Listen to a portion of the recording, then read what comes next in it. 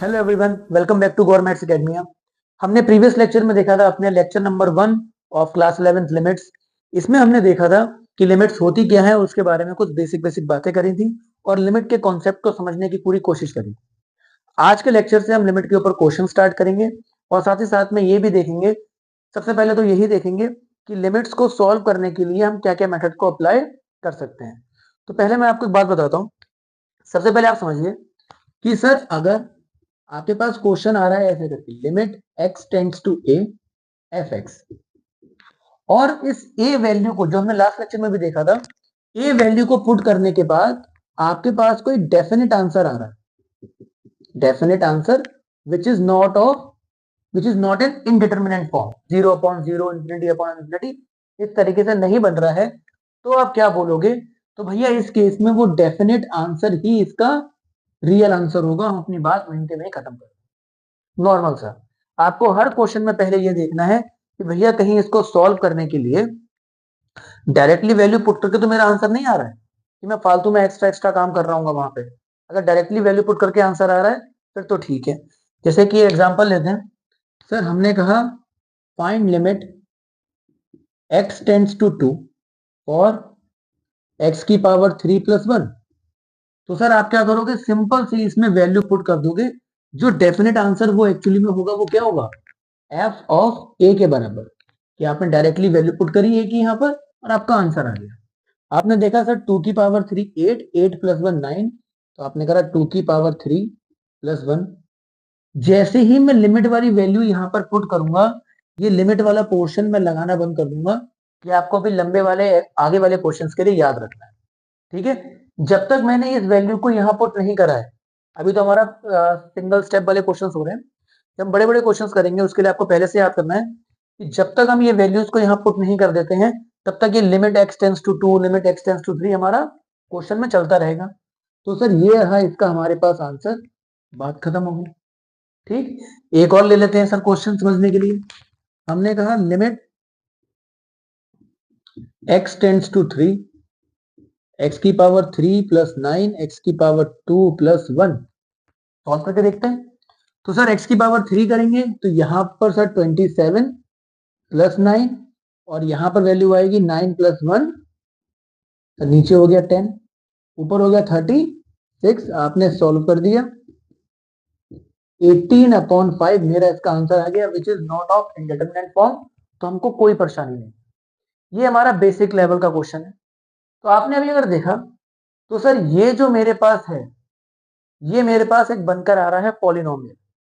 Polynomial आपको पता है सर, जहां पर इस तरीके की चीजें आए, ए की पावर समथिंग हो और सिर्फ वही रहे, उसके अलावा कुछ नहीं। पॉलिनोमियल की आपको डेफिनेशन अगर आप भूल गए हो तो दोबारा याद दिलाता हूं। कोई भी एल्जेब्रिक एक्सप्रेशन जो इस तरीके की फॉर्म में हो, an x की पावर n, an-1 x की power n-1, up to a, जहां तक भी हम जा रहे हैं वहां तक। तो इसके अंदर अगर हमारे पास जो x की पावर है, n नहीं यहाँ पर m मान लेते हैं, जो हमारे पास x की पावर है, अगर वो इंटीजर नंबर है, मतलब नेचुरल नंबर है, इंटीजर भी नहीं, होल नंबर है, कि 0 1 2 3 4 5 6 में नंबर आ रहा है, तो हम उसको बोलेंगे कि सर वो एक पॉलिनोमियल है, अदरवाइज वो पॉलिनोमियल नहीं होगा। In the case of polynomial ये चीज हमारी ऑलवेज ट्रू होती है कि जैसे मैं लिमिट एफ एक्स निकालने की कोशिश करता हूँ एट पॉइंट ए, तो हमारा आंसर हमेशा एफ ऑफ ए के बराबर आता है, अगर वो पॉलिनोमियल है तो। आप कोई सारी पॉलिनोमियल उठा लो। आपको मैं एग्जांपल देता हूँ, चलिए एक और एग्जांपल लेते हैं।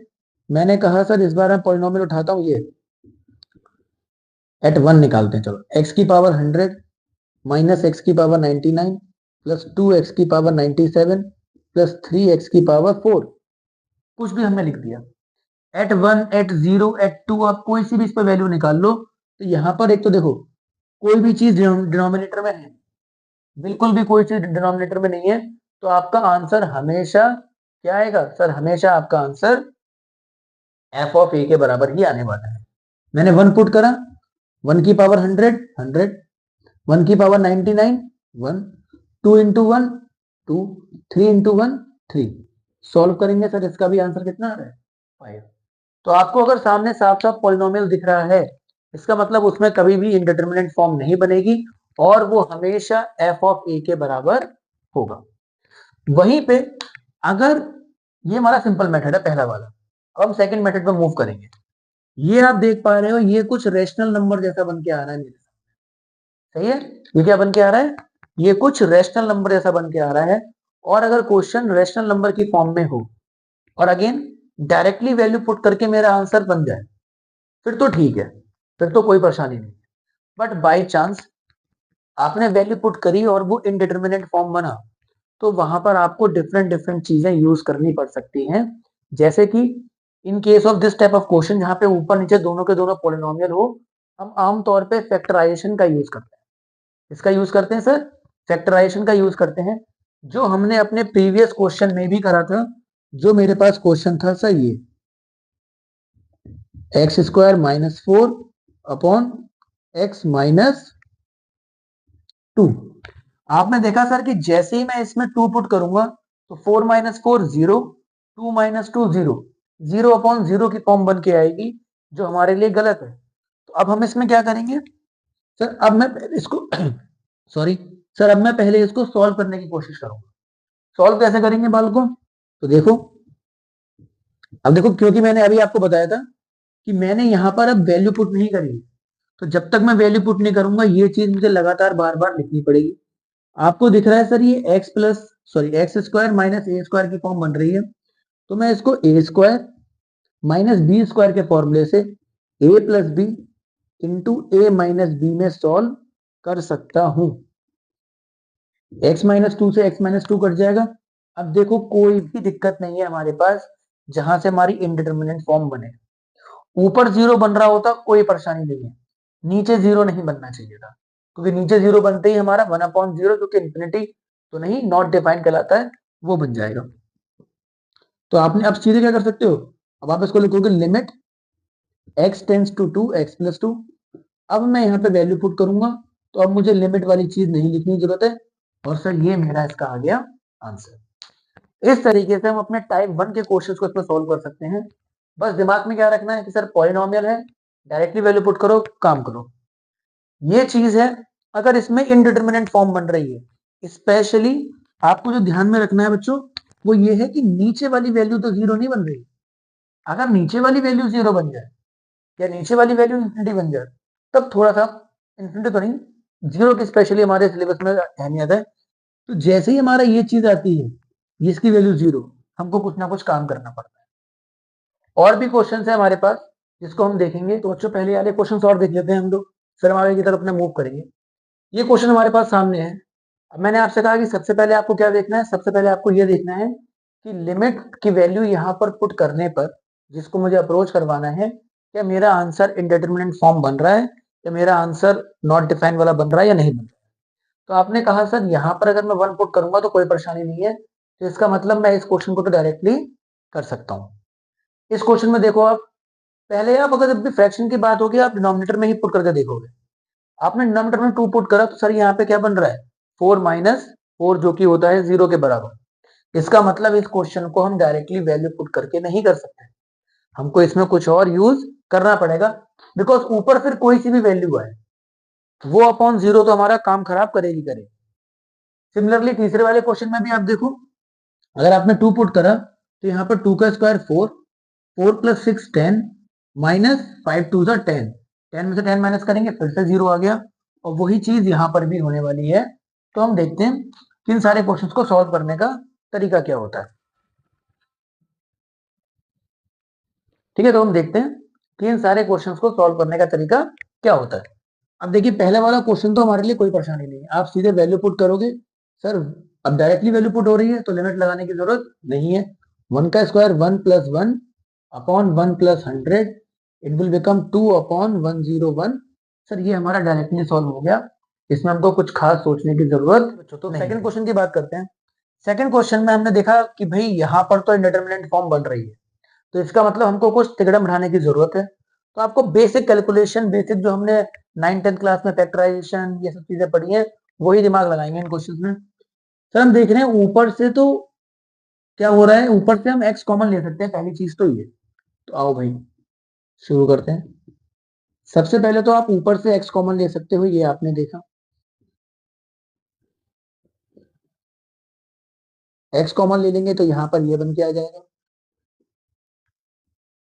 और नीचे भी आप, क्योंकि नीचे आपको मेन परेशानी है, उसको भी आप फैक्टर की फॉर्म में लिख लो, क्योंकि आपको नीचे साफ साफ दिखाई पड़ रहा है कि सर यहाँ पर ए स्क्वायर माइनस बी स्क्वायर बन सकता है। तो सर ये बन जाएगा ए प्लस बी इंटू ए माइनस बी। चलिए, अभी भी कुछ नहीं हुआ। जब तक हमारे यहाँ कुछ कटेगा नहीं तब तक हमारे पास कोई फायदा नहीं मिलने वाला, बिकॉज इन द एंड वो चीज वैसी की वैसी ही रह रही है। तो आप अगर देखो सर अभी भी कुछ नहीं कट रहा, लेकिन अगेन आपकी पॉलिनोमियल पे, फैक्टराइजेशन पे, क्वाड्रेटिक इक्वेशन पे थोड़ी सी अच्छी पकड़ होनी चाहिए। अगर कहीं ना कहीं आपको दिक्कत आ रही है, क्लास 10th की बुक खोलिए, क्लास 9th की बुक खोलिए, फटाफट क्वाड्रेटिक इक्वेशन फटाफट ये सब पढ़ के आप इजिली इन क्वेश्चन को फिर सॉल्व कर सकते हो। आप अगर ये देखो तो ये कहीं ना कहीं a माइनस बी के होल स्क्वायर का फॉर्मूला बन रहा है, जहां पर a की वैल्यू x है और b की वैल्यू 2। तो a square plus B square minus 2 a b के बराबर हमारा ये चीज बनकर आ रही है। तो इसको हम लिख सकते हैं सर x माइनस 2 का होल स्क्वायर। और आप अगर ध्यान से देखो तो इन दोनों फैक्टर्स में भी x माइनस 2 की वजह से ही मेरी परेशानी पड़ रही थी। लिमिट लगाना जरूरी है। x माइनस 2 की वजह से ही मेरी परेशानी पूरी की पूरी पड़ रही थी। तो सही है सर, x माइनस 2 से एक x माइनस 2 कट गया, क्या बचा हमारा limit x tends to 2 x into x minus 2 upon x plus 2। भाई ऊपर जीरो बन रहा है कोई परेशानी नहीं, नीचे जीरो नहीं बनना चाहिए। आपने वैल्यू पुट करी 2 इंटू 2 माइनस 2 अपॉन 4, ये 0 अपॉन 4 है, कोई बात बिल्कुल सही चलता है। अपॉन में जीरो नहीं आना चाहिए। उसी में अगर हम देखें, मैं इस क्वेश्चन को और उल्टा कर देता, तो उल्टा करने के बाद जो चीज करी है वो तो वैसी की वैसी रहती, बस ये चीज ऊपर आती और ये चीज नीचे आती। उस केस में बनता 4/0। तो हम उसको लिखते सर वो डिफाइंड नहीं हो सकता, तो वो हम क्वेश्चन को आगे फर्दर सॉल्व नहीं कर पाते। तो पहले के दो क्वेश्चन में हमको कोई परेशानी नहीं है। अब आइए नेक्स्ट क्वेश्चन पे चलते हैं। सर नेक्स्ट क्वेश्चन आपका कह रहा है बिल्कुल सेम तरीके से, नीचे वैल्यू पुट करने पे दिक्कत आ रही है, ऊपर वैल्यू पुट करने पर भी दिक्कत आ रही है, तो ये तो 0/0 की फॉर्म बन रही है। तो आइए सॉल्व करें इसको। सर 0/0 की फॉर्म की अगर हम बात करें तो इसमें हम क्या करेंगे, जो हो सकता है सबसे पहले तो वही ट्राई करना है। इन दोनों में से एक्स स्क्वायर कॉमन ले सकते हैं, और नीचे आप देखो तो इसको मिडिल टर्म के मेथड से आप सॉल्व कर सकते हो। Sir x square minus 3x plus 2x plus 6। 5 को इस तरीके से तोड़ेंगे कि प्लस करके 5 आ जाए, मल्टीप्लाई करके 6 हो जाए। सर बिल्कुल वही चीज बनी है। तो यहाँ पर हो जाएगा x square minus 3x minus 2x plus 6। x common ले लिया, x माइनस 3 माइनस 2 कॉमन ले लिया, x माइनस 3। दोनों में से x माइनस 3 कॉमन लिया, तो यहाँ पर बचा x minus 3 into x minus 2। आपने कर दिया। चलिए सर, और आप फिर से देखो तो इस पर्टिकुलर क्वेश्चन में भी किसकी वजह से दिक्कत आ रही है, हमारी x माइनस 2 की वजह से दिक्कत आ रही है। तो आपने x माइनस 2 से x माइनस 2 को काट दिया, कोई परेशानी नहीं है हमको। चलिए, तो अगला क्वेश्चन, सॉरी अगला स्टेप में limit x tends to 2 x square upon x minus 3। अब वैल्यू पुट करते हैं 4, और 2 माइनस 3 माइनस 1 विच विल बिकम -4 इसका आंसर होगा। तो भाई ये तीन क्वेश्चन में तो कुछ खास था नहीं, चौथे क्वेश्चन में भी कुछ खास होगा नहीं, लेकिन थोड़ा सा क्वेश्चन लेंदी जाएगा, थोड़ा सा इसमें कैलकुलेशन एक्स्ट्रा करनी पड़ेगी। तो आइए देखिए कि इस क्वेश्चन में भी हम क्या करते हैं। इन क्वेश्चन में कोई परेशानी नहीं है, थोड़ा फटाफट कर लेंगे। क्वेश्चन नंबर 4 में भी अगर आप देखोगे ध्यान से तो बिल्कुल सेम चीज क्वेश्चन नंबर 1 क्वेश्चन नंबर 2 जैसी बनकर आ रहा है। तो इसमें हम क्या देखते हैं, पहले तो इसको थोड़ा सा सॉल्व करने की कोशिश करते हैं सर। आइए जब इसको सॉल्व करेंगे तो क्या होगा, लिमिट x टेंस टू 1। यहां पर अगर आप देखो तो दोनों में से x कॉमन ले सकते हो, x माइनस 2 ऊपर है, x माइनस 1 नीचे बना, माइनस, और दूसरे वाले पोर्शन में से भी आप इजिली x को कॉमन ले सकते हो। तो आपने सर इजिली x को कॉमन ले लिया, x square minus 3x plus 2। अच्छा, अब मैं आपको बताता हूं, फिर से देखो, जस्ट लाइक प्रीवियस क्वेश्चन यहाँ पर भी एक क्वाड्रेटिक इक्वेशन बन रही है, तो इसको भी आप सॉल्व कर सकते हो इजिली। इसमें क्या बन रहा होगा सर, ये बन रहा होगा x minus 1 into x minus 2 के बराबर। तो आप उसको सीधे वैल्यू पुट करोगे, ये आप रफ में अपना काम करोगे, जैसे मैंने अभी प्रीवियसली करा था। इसको हम लिखेंगे x इंटू, ये पूरा बनेगा x minus one, x minus two के बराबर। अब आइए देखते हैं, सॉल्व कर रहे हैं, एलसीएम लेते हैं या फिर एलसीएम नहीं लेना है तो सीधे सब कुछ पहले कॉमन ले लो, एलसीएम ही ले लेते हैं। एलसीएम लेना हमारे लिए ज्यादा आसान रहेगा। क्यों? क्योंकि सर x और x यहाँ पर भी है, x माइनस वन यहाँ पर भी है, सिर्फ x माइनस टू की इस तरफ मल्टीप्लाई होगी, तो that will become x minus two का whole square minus one upon x, x minus one, x minus two के बराबर। कोई परेशानी नहीं है हमको।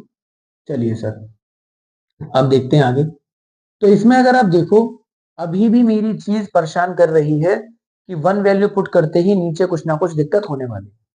इसका मतलब मैं अभी भी इसको पूरा सॉल्व नहीं कर पाया हूं। क्या मैं इसको फर्दर सॉल्व कर सकता हूं? हाँ सर, मैं इसको फर्दर सॉल्व कर सकता हूं। या तो आप इसकी वैल्यू पुट करके फिर अपना सॉल्व करने की कोशिश करो, लेकिन वो आपके लिए हेडेक का काम करेगा, क्योंकि आपको यहाँ पर x माइनस वन एक फैक्टर लेके आना है ना।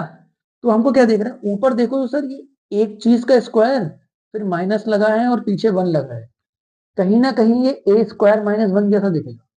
अगर आप x माइनस टू को a मान लो तो ए स्क्वायर माइनस वन को आप ए स्क्वायर माइनस वन का स्क्वायर लिख सकते हो, और उसको a plus one A minus one लिख सकते हो। A square minus B square की प्रॉपर्टी ही हमने यूज करी है बस। तो limit x tends to one, ये हो जाएगा x minus two plus one, x minus two minus one upon x, x minus one, x minus two. Sir minus two plus one कितना होगा? माइनस का one. Minus two minus one कितना होगा sir? Minus का three. X minus one से x minus one cut गया, जो कलेश की जड़ थी वही हमारी खत्म हो गई। तो आप सीधे इसको लिखोगे अब limit x tends to one, x minus three, x minus two के बराबर। सही है भाई। वैल्यू पुट करते हैं, one minus three minus two, one minus one, answer कितना आ गया सर इसका? टू के बराबर आ गया। इस तरीके से हमने अपने बेसिक लेवल के क्वेश्चंस देखे, जिनमें हमको थोड़ा सा सॉल्यूशन करना होगा, या फिर मैं सिंपल बोलूं, बेसिक पॉलिनोमियल हमारे जो बन रहे होंगे और बेसिक पॉलिनोमियल रैशनल नंबर्स जो हमारे बन रहे होंगे, उनके बारे में हमने बात करी, और उनमें लिमिट्स के क्वेश्चन को किस तरीके से सॉल्व करा जाता है वो हमने देखा। अब जो हमारा थर्ड लेक्चर आएगा, उस थर्ड लेक्चर में हम अलजेब्रा ऑफ लिमिट्स के बारे में बात करेंगे। कुछ स्पेशल हमारे पास रिजल्ट्स होते हैं, जिन रिजल्ट्स को आप बोल लो या फॉर्मूला बोल लो, कि अगर आपको यहाँ पर जो चीज दे रखी है वो उस फॉर्मूले से मैच खा रही है, तो सिर्फ आपको उसकी वैल्यू पुट करनी है आंसर। जैसे हमको पता था कि सर ए स्क्वायर माइनस वन को हम ए plus one A minus one लिख सकते हैं, तो डायरेक्टली ए तो नहीं लिखा है यहाँ पे, लेकिन मैं उसको ए की तरह देख सकता हूँ। तो आपने वैल्यू पुट करी, अपना आंसर निकाला। सेम तरीके से कुछ मेरे फंडामेंटल रिजल्ट्स होंगे, उन रिजल्ट्स के ऊपर हमको क्वेश्चंस करने हैं। बेसिक लेवल के भी क्वेश्चन है और कुछ हाई लेवल के भी क्वेश्चंस हैं। सारे के सारे हम अगले कुछ लेक्चर्स में अपना कंप्लीट कर लेंगे। Thank you very much.